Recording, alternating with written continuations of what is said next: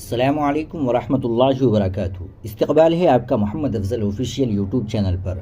ناظرین کرام، سعودی عرب کے فرما روا شاہ سلمان بن عبدالعزیز نے ولی عہد شہزادہ محمد بن سلمان کی سفارش پر ایک شاہی حکم نامہ جاری کیا ہے، جس کے تحت شیخ ڈاکٹر صالح بن فوزان بن عبداللہ الفوزان کو وزیر کے عہدے کے ساتھ سعودی عرب کا مفتی عام، کبار علماء کی کونسل کے چیئرمین اور جنرل پریزیڈنسی برائے سائنسی تحقیق اور فتاویٰ کا جنرل چیئرمین مقرر کر دیا گیا ہے۔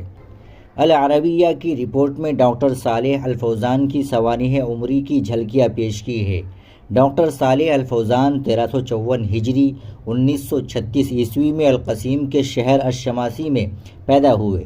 انہوں نے اپنے آبائی شہر میں باقاعدہ تعلیم حاصل کی۔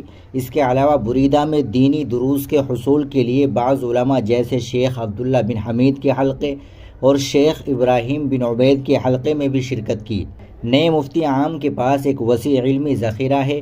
انہوں نے شریعت کے شعبے میں یونیورسٹی کی ڈگری حاصل کی اور ایک علمی مقالے فنون میراث پر ماسٹرز کی ڈگری بھی حاصل کی۔ مفتی صالح الفوزان نے ڈاکٹریٹ کا مقالہ کھانے پینے کی اشیاء کے موضوع پر لکھا۔ انہوں نے اس مقالے میں دلائل کے ساتھ واضح کیا کہ کون سی اشیاء حلال ہے اور کون سی حرام ہے۔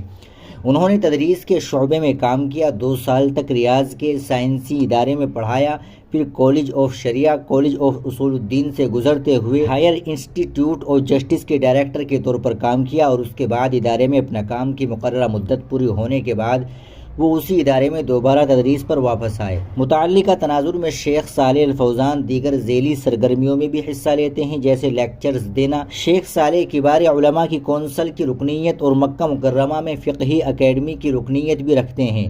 وہ حج کے موسم میں اسلامی بیداری کے لیے داعیوں کی نگرانی بھی کرتے ہیں۔